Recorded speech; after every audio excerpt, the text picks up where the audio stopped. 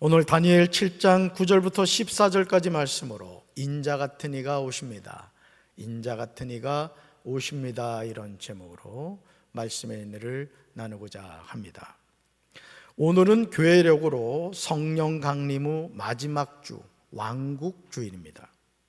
2018년 11월 25일부터 천주교에서는 온누리의 임금이신 우리 주 예수 그리스도의 왕 대축제일이라고 불렀고요, 성공회에서는 연중 마지막 주일인 왕이신 그리스도 주일, 루터교에서는 왕이신 그리스도의 날, 그리고 감리교에서는 왕국 주일로 지킵니다. 교회력은 기독교에서 지키는 절기들을 배열한 달력입니다. 쉽게 말해서 교회력은 교회 달력이다, 이렇게 보시면 됩니다. 주로 예수 그리스도의 삶, 죽음, 부활에 집중되어 있습니다. 교회력은 기독교 교파마다 차이가 있으나 기독교의 중요한 절기인 부활절과 성탄절을 기준으로 구성이 됩니다. 그래서 우리 교회력에 중요한 절기가 많이 있지만은 아주 중요한 두 절기가 있다면 뭐라고요? 부활절과 성탄절, 이 두 절기를 우리는 중요하게 생각하고요, 그리고 거의 대부분 세례나 입교식이 부활절이나 성탄절에 진행이 되는 것을 보게 됩니다. 일반적으로 동방교회는 9월 1일을 시작으로 하고요, 서방교회는 성탄절인 12월 25일로부터 4주 전인 대림절을 한 해의 시작으로 봅니다. 사랑하는 성도 여러분, 우리 삶에도 생로병사의 여정이 있죠. 생, 태어나고, 로, 늙고, 병들고, 사, 죽고. 이게 우리 인생의 여정이에요. 삶의 여정이에요. 사계절이라고 할 수도 있을 겁니다. 그렇듯이 교회력의 주인공이신 예수 그리스도의 생애를 중심으로 우리는 신앙생활을 하게 되는 거예요. 그래서 신앙생활은 막 하는 게 아니에요. 한번 볼까요? 같이 읽습니다. 그러므로 우리 신앙생활은 교회력을 중심으로 하게 됩니다. 교회력이 뭐라고요? 교회 달력. 마치 예전에 저희 어머니 같은 경우도 이 머릿속에 달력이 있더라고요. 그래서 사무엘아, 오늘 음력으로 몇 월 며칠이지? 하고 제가 실제 찾아보면 그날인 거예요. 그리고 예수님 안 믿는 분들은 가정마다 뭘 드려요? 제사를 드리잖아요. 그죠? 그래서 이 장손 며느리 같은 경우는 제사가 너무 많아가지고 말이죠, 고생을 많이 합니다만은 어쨌든 우리 신앙생활하는 성도들은 뭐를 중심으로 하게 된다? 교회력을 중심으로 하게 된다는 거예요. 교회력의 구성을 살펴보면 가장 먼저 대림절입니다. 어드벤트라고 하는데요, 다음으로 성탄절이고요, 그 다음요 주연절, 사순절, 고난주간, 부활절, 그리고 가장 긴 절기가 뭐예요? 성령 강림절, 이렇게 되는 거예요. 대림절은 기독교에서 크리스마스, 성탄절 전 4주간의 예수님의 성탄과 다시 오심을 기다리는 교회력 절기예요. 대림식이 대강절, 강림절이라고도 불립니다. 그러니까 대림절, 대림식이 또 대강절, 강림절은 같은 의미예요. 아셨죠? 그렇습니다. 대림절의 어원을 살펴보면 오다라는 뜻의 라틴어에서 유래하였습니다. 따라합시다. 오다. 누가 온다는 얘기일까요? 그렇죠. 예수님이 오신다, 이거예요. 그래서 그걸 절기로 뭐란다? 대림절, 이렇게 부르는 거예요. 교회력은 대림절로 시작하기 때문에 한 해의 시작을 알리는 뜻도 있습니다. 그래서 우리 교회도 11월 마지막 주에 한 해 결산을 하고 있어요. 볼까요? 교회력의 시작이 12월부터 시작되기에 교회 사역을 그렇게 시작하고 있습니다. 그래서 오늘도 오전 8시에 목양실에서 우리 교육자들이 모여가지고 이제 주일 사역을 준비하면서 이제 기도도 하고, 오늘 이제 각 부서마다 어떤 사역이 있는지, 예를 들어 오늘 이제 유치부 교회 같은 경우는 달란트 잔치를 한단 말이에요. 그래가지고 오늘 2부 예배에 제가 이렇게 들어오기 전에 항상 하는 일이 뭐냐면은 주방에 가서 식사 준비하는 그 식사 준비팀 제가 기도를 해주거든요. 여러분이 정심이 왜 마시는지 알아요? 제가 세게 기도해 주거든요. 맛없는 사람은 그걸 몰라서 그런 거예요. 그래서 맛있게 하시고 안전사고 나지 않게 하시고, 왜냐하면 이게 가스나 이런 걸 쓰기 때문에 이게 다칠 수가 있거든요. 그게 막 기도를 해줘요. 또 누굴 기도를 해주냐면 교회 식당, 식탁, 바닥, 또 이 뭡니까 키즈카페 청소하시는 우리 권사님들이 계셔요. 또 거 가가지고 그냥 세게 기도해줘요. 그 다음 또 어디로 올라가느냐, 할렐루야 찬양대로 간다. 또 가서 또 그냥 찬양이 은혜롭게 하시고, 아까 연습할 땐 좀 불안했거든요. 근데 이상하게 올라오면 잘해. 참 은혜요, 그죠? 하면서도 좀 불안했지, 진은숙 권사님, 그지? 그래도 잘하셨어 오늘. 아주 너무너무 잘해. 그 기도를 제가 이제 해주고 오거든요. 왜냐하면 11월 마지막 주를 교회력의 마지막으로 보고 우리 교회도 이제 재무 정리를 이제 그렇게 합니다. 어떻게 보면 오늘 저와 여러분이 맞이하고 있는 11월 24일 주일은 2024년 중에 가장 중요한 날이라고 할 수 있어요. 왜? 시작이 있으면 끝이 있단 말이에요. 이 끝을 여러분들이 아름답게 지금 마무리하고 계신 거예요. 세상에서 방황하지 않고 오늘 이렇게 예배드리고 있는 여러분들을 축복합니다. 좌우에 계신 분들과 인사합시다. 유종의 미를 거두시네요. 왜냐하면 교회력으로 마지막 주일을 맞이하고 있기 때문이에요. 오늘이 성령 강림 후 마지막 주 왕국 주일입니다. 모든 일이 시작이 있으면 끝이 있습니다. 2024년 정말 열심히 살아오셨어요. 저 자신도 올 한 해를 돌이켜보면 너무너무 감사하고 기쁜 일도 많았지만 마음 졸이고 스트레스를 받는 일도 많았어요. 그래가지고 며칠 전에 꿈을 꿨는데 말이죠. 어떤 꿈을 꿨냐면은 이 공간이 엄청 좁은 거예요. 제가 얼마나 날씬해요, 그죠? 아멘 한 자에게 복이 있을지어다. 같이 사는 사람만 저보고 뚱뚱하대. 저 배를 봐, 막 이래. 그래서 왜 배를 봐? 얼굴을 봐야지. 이제 그런 얘기를 합니다만, 어쨌든 꿈을 꿨는데 어떤 꿈을 꿨냐면 이 좁은 공간에 이 작은 머리가 낑겨가지고 거기를 통과해야 되겠는 게, 얼마나 애를 썼는지 중요한 거는 통과했다는 거야. 그래서 아멘 한 자에게 복이 있을지. 그래가지고 말이죠, 얼마나 용을 썼는지 내가 봐도 이 통과할 수가 없다는 생각이 들어요. 그래서 제가 느낀 게 뭐냐, 이 내 마음에 이게 참 무거운 게 많았구나. 제가 이제 그걸 좀 느꼈습니다. 여러분, 그럼에도 한없는 하나님의 은혜와 사랑은요, 올 한 해를 마무리하는 거룩한 주일을 우리에게 주셨어요. 너무 감사하지 않아요?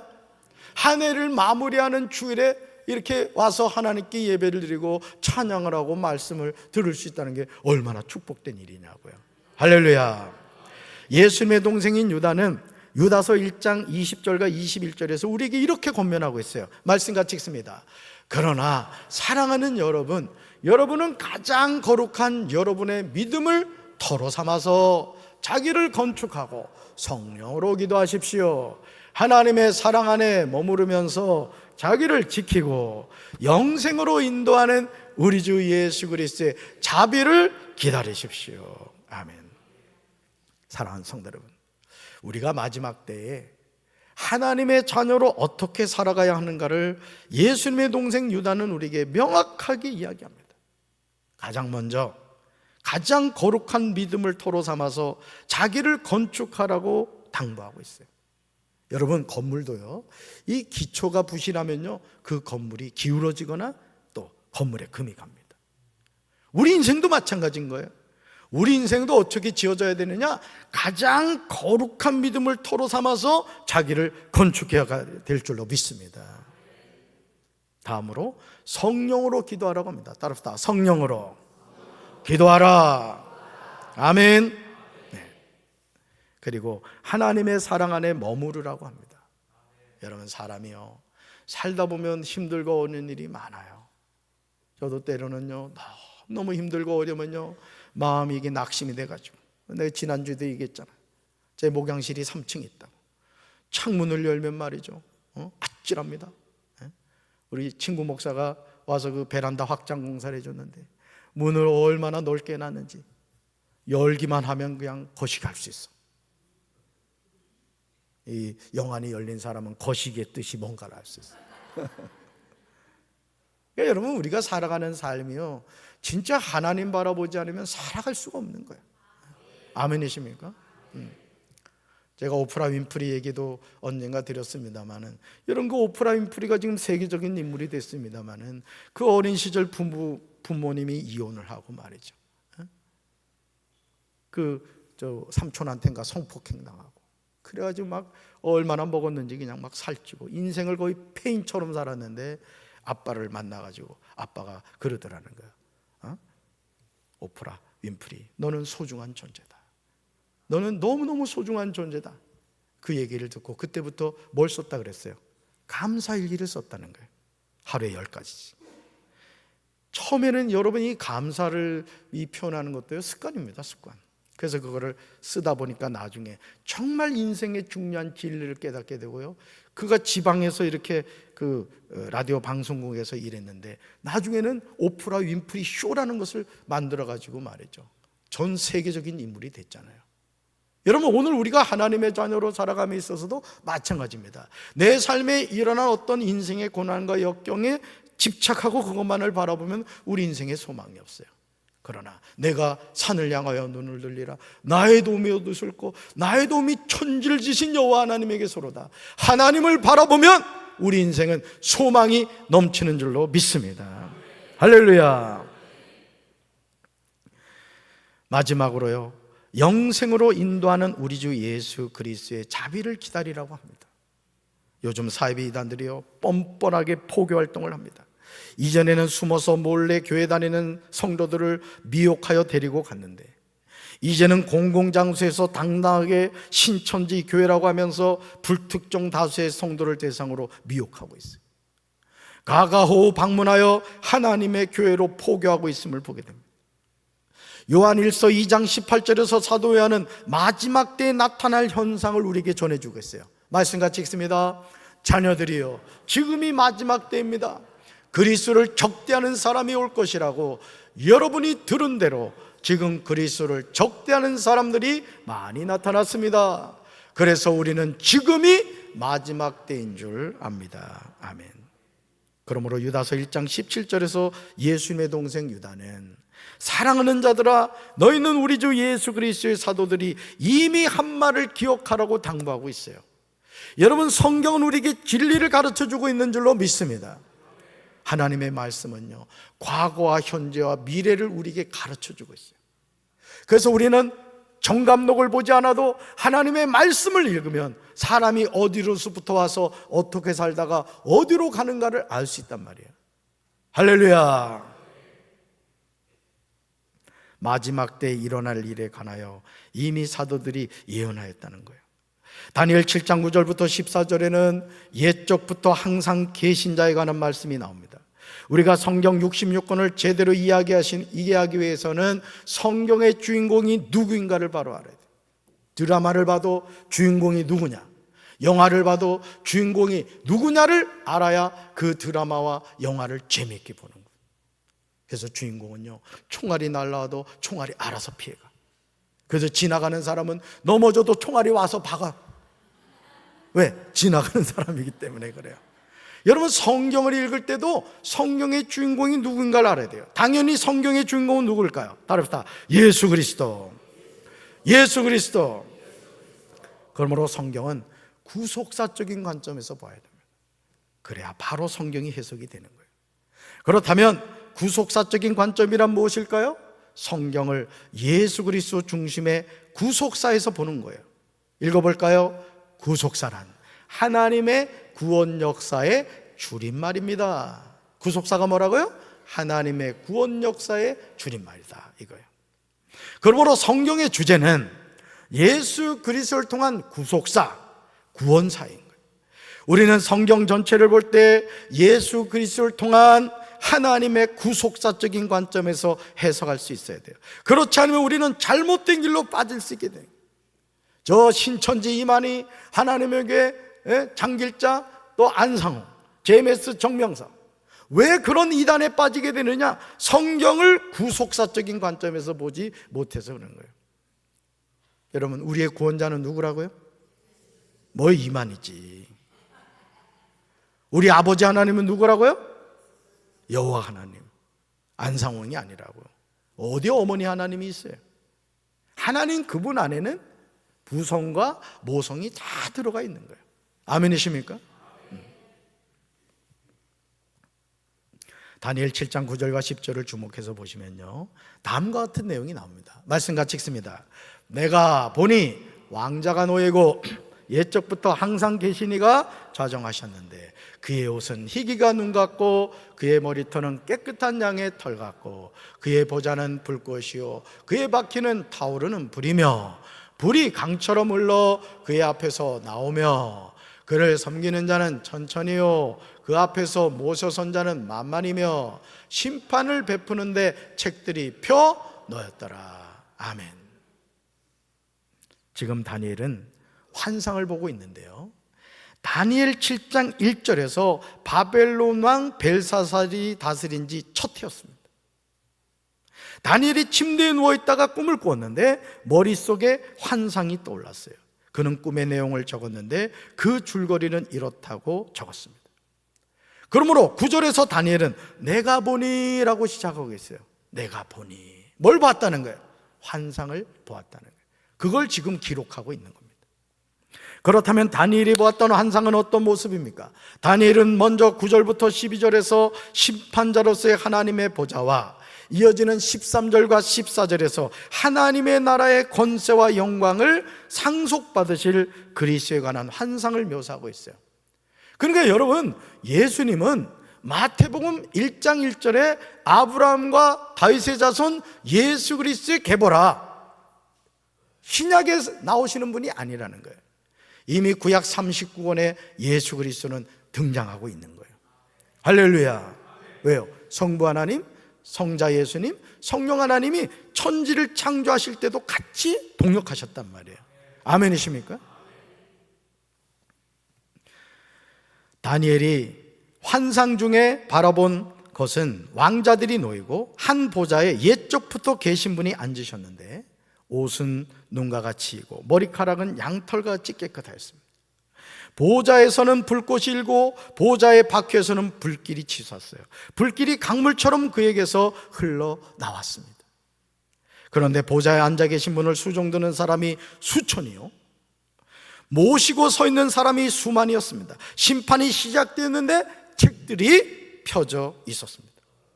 여기서 옛적부터 항상 계신 이는 문자적으로 나이가 많은 이라는 뜻으로 다니엘에게 있어서 하나님은 위엄하고 당당한 노인의 모습으로 제시되었음을 알 수 있어요. 다니엘이 환상으로 보았던 하나님은 어떤 분이십니까? 옷은 눈과 같이 이고요 머리카락은 양털과 같이 깨끗하였어요. 하나님의 보좌에서는 불꽃이 일었습니다. 보좌의 밖에서는 불길이 치솟았습니다. 불길이 강물처럼 그에게서 흘러나왔어요. 하나님을 수종드는 사람이 수천이고 모시고 서 있는 사람이 수만이었습니다. 하나님의 심판이 시작되었는데 책들이 펴져 있었습니다. 여기서 그의 옷은 희가 눈 같고 그의 머리털은 깨끗한 양의 털 같다는 것은 말은 하나님의 흠이 없는 순결함과 거룩함에 대한 상징입니다. 또한 그의 보좌는 불꽃이요 그의 바퀴는 타오르는 불이며 불이 강처럼 흘러 그의 앞에서 나왔다는 말은 악인에 대한 심판과 동시에 자기 백성을 정결케 하시려는 하나님의 열정을 상징합니다. 이 심판을 위하여 섬기는 자가 천천히요 만만이었던 겁니다. 사랑하는 성도 여러분, 다니엘 7장 10절 하반절을 주목해서 보시면 하나님을 섬기는 자가 천천히요 그 앞에 모셔선 자는 만만이라는 말씀을 주목해 보시기 바라요. 이것은 심판의 증인으로서 천사들을 각각 가리킵니다. 수많은 천사가 하나님의 심판 사역을 수행하기 위해 소집된 사실을 가리키는 것입니다.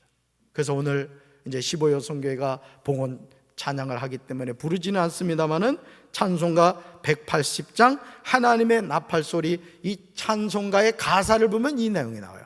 하나님의 나팔소리, 천지 진동할 때 예수 구름 타고 오시고 또 천사들이 온다, 이런 가사의 내용이 나오잖아요. 바로 이 말씀을 근거로 해서 지어진 가사입니다.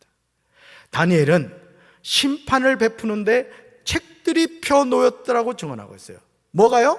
책들이 펴놓여 있었다. 이것은 하나님의 심판이 시작되었음을 의미하는 거예요. 여기서 책은요, 원어상 색이다라는 뜻에서 파송된 말로 고대 바벨론에 있어서 이처럼 토판에 새겨 기록한 것은 주로 법적 문서들이었다는 거예요. 따라서 여기서 말하는 책은 심판 대상자들의 혐의를 기록한 법적 문서로 볼 수 있는 거예요. 여러분 함무라비 법전 아시죠? 거기에 이렇게 글자를 이렇게 새겨 놓았잖아요.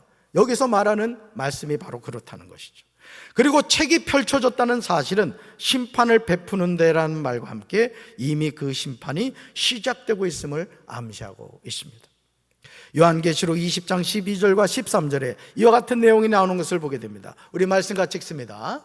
나는 또 죽은 사람들이 큰 자나 작은 자나 할 것 없이 다 그 보좌 앞에 서 있는 것을 보았습니다.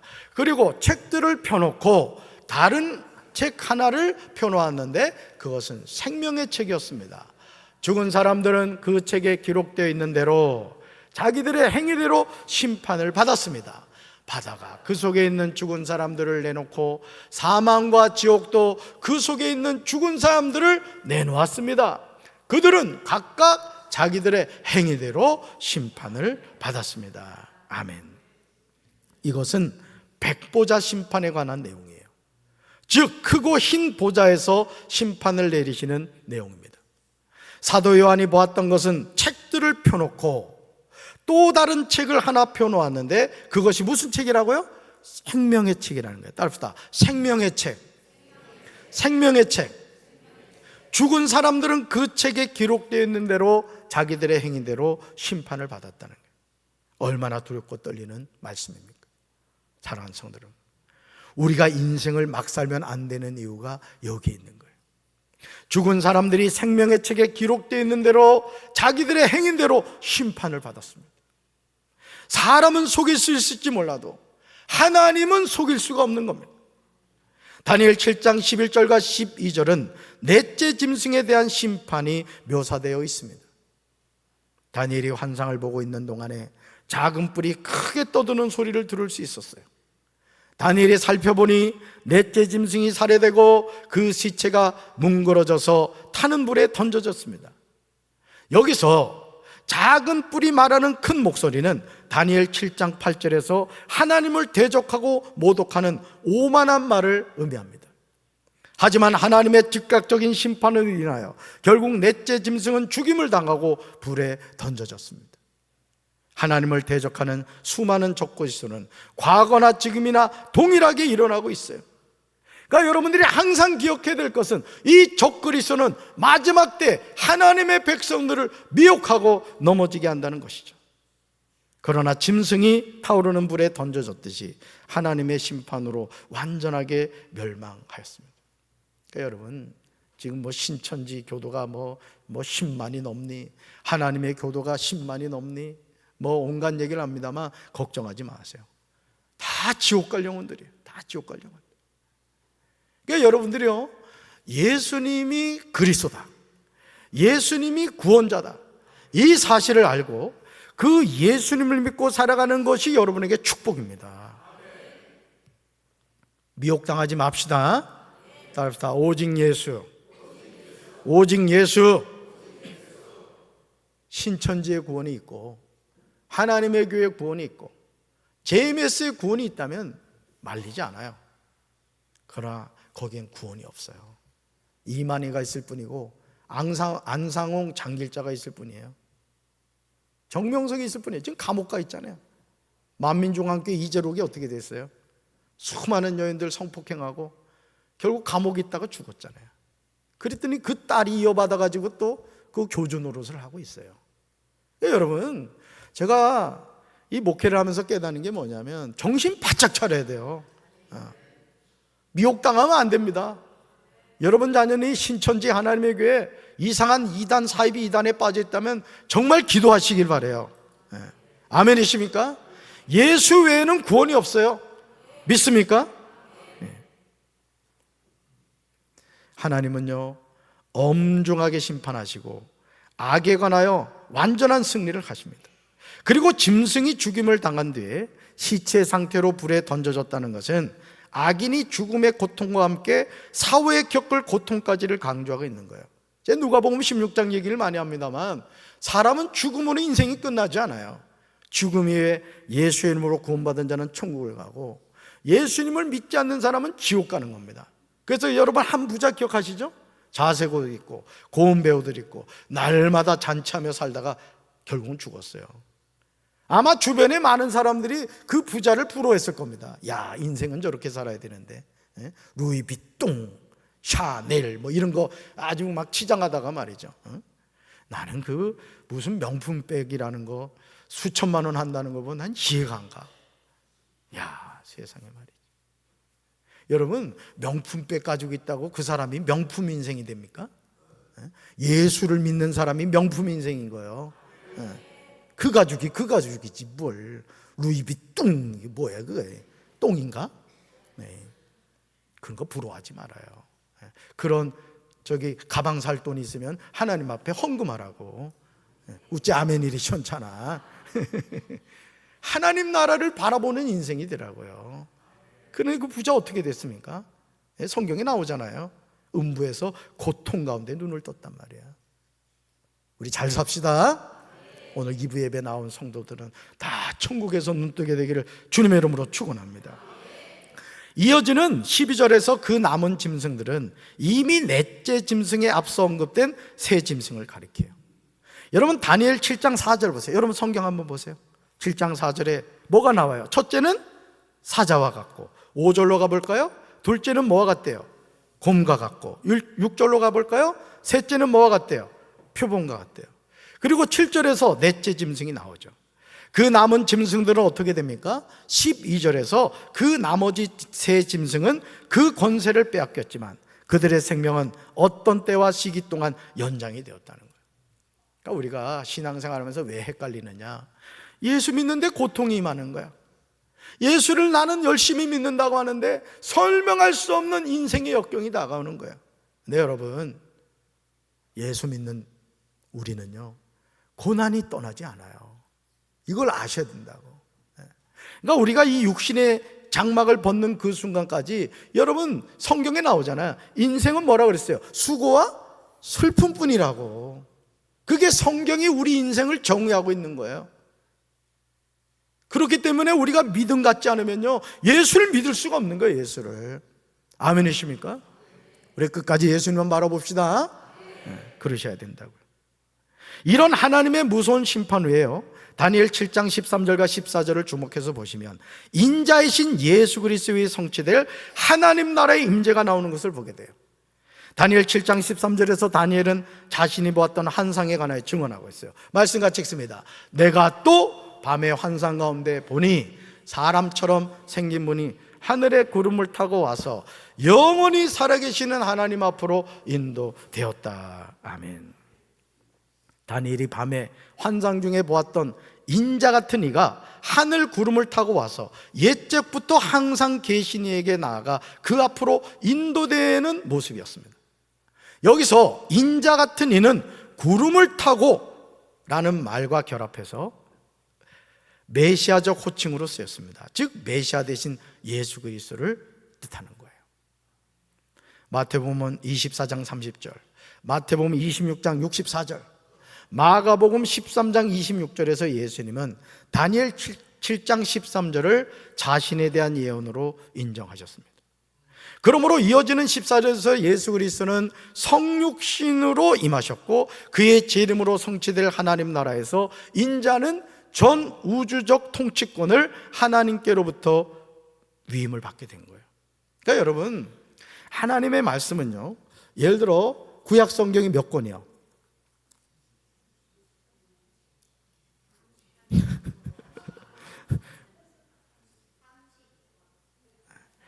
네. 그래도 우리 할렐루야 찬양대를 나 기대하고 바라봤더니 괜찮아요. 뭐 그럴 수 있지 뭐. 나이 먹다 보면은 아리까리 할 때가 있어. 여러분 성경이 몇 권이에요? 네. 이걸 어떻게 기억하냐면 구구단으로 기억하면 돼. 39 그렇게 기억하면 돼요. 참 별걸 다 가르쳐줘요. 근데 뭘 말씀드리려고 하냐면은 구약 39권에 이미 예수님이 말씀을 하고 계신다는 거죠. 근데 여러분, 우리 예수님이 요한복음 1장에 보면 말씀이 육신이 되어 우리 가운데 오셨단 말이에요. 그러니까 예수님 그분이 말씀이시란 말이에요. 근데 말씀이신 예수님이 오셔서 어떤 말씀을 해주시냐면 구약 39권에 이 말씀이 이렇게 이루어졌다라고 말씀을 해주신다는 거예요. 아멘이십니까? 그래서 예수님이 하신 말씀은 계속 구약을 인용하고 있어요. 구약 성경을. 그걸 말씀드리려고 하는 거예요. 우리가 매일 혹은 주기도문에서 나라와 권능과 영광이 영원히 아버지의 것이라고 고백을 하죠. 그런데 아버지 하나님은 이 나라와 권능과 영광을 인자이신 예수 그리스도에게 주신 것입니다. 우리는 왕이신 예수님을 고대하는 거예요. 아멘. 그래서 다음 주가 무슨 절기라고요? 대림절. 왕이신 예수님 우리가 기다리는 절기를 대림절기라고 해요. 다니엘 7장 14절에서 메시아 되신 그리스도의 권세와 영광과 나라가 나와요. 말씀 같이 읽습니다. 그에게 권세와 영광과 나라를 주고 모든 백성과 나라들과 다른 언어를 말하는 모든 자들이 그를 섬기게 하였으니 그의 권세는 소멸되지 아니하는 영원한 권세요 그의 나라는 멸망하지 아니할 것이니라. 아멘. 그러므로 다니엘이 보았던 환상은 예수 그리스도를 통하여 이루어진 거예요. 할렐루야. 그래 여러분, 그냥 다니엘이 환상을 본 거로 끝나는 게 아니라 그 보았던 환상이 누굴 통해 이루어졌다? 예수 그리스도를 통해 이루어진 거예요. 할렐루야. 얼마나 놀라요. 그러니까 여러분, 성경에서 지금 이루어지지 않은 예언이 딱 하나 남았어. 뭐예요? 예수님의 재림이라고요. 그런다고 또 제7일 안식교. 이단입니다 여러분. 자기들이 재림주를 만났다는 엉뚱한 소리를 하고 그런다고. 여러분, 인자이신 예수 그리스도에게 아버지 하나님은 권세와 영광과 나라를 주셨어요. 그러니까 여러분, 주기도문, 여러분 제자들이 예수님한테 와서 그러잖아요. 세례 요한이 제자들에게 기도를 가르쳐 준 것처럼 우리에게도 기도를 가르쳐 주십시오 그러죠. 그래서 가르쳐 준 기도가 뭐예요? 주기도문, 주님의 기도라고요. 그런데 그 주님의 기도에 다니엘 7장 14절에 나오는 권세와 영광과 나라가 나온다고. 그러니까 예수님이 가르친 주기도문이요, 구약 성경 39권을 압축해 놓은 거란 말이야. 압축해 놓은 거야. 그래서 기도를 어떻게 될지 모르는 사람은 주기도문 하면 돼. 구약 39권을 압축해 놓은 거라고. 제일 엑기스 기도죠. 그나고 또 대표 기도를 할 때 또 하늘에 계신 우리 아버지 이러면 안 되고. 모든 백성과 나라들과 다른 언어를 말하는 모든 자들이 예수 그리스도를 섬기게 하셨어요. 예수 그리스도의 권세는 소멸되지 아니하는 영원한 권세요. 그의 나라는 멸망하지 않아요. 그래서 여러분, 계시록에 새 예루살렘 성이 나오는 거예요. 그 예루살렘 성에 누가 들어가 살아야 돼요? 저와 여러분이 들어가 살아야 돼요. 할렐루야. 우리 같이 한번 읽겠습니다. 예수님은 우리 왕이십니다. 한 번 더요. 예수님은 우리 왕이십니다. 한 번 더요. 예수님은 우리 왕이십니다. 할렐루야. 그 예수님이 곧 오신대요. 언제요? 성탄절에 오신대요. 가슴에 손 얹읍시다. 사랑의 주님,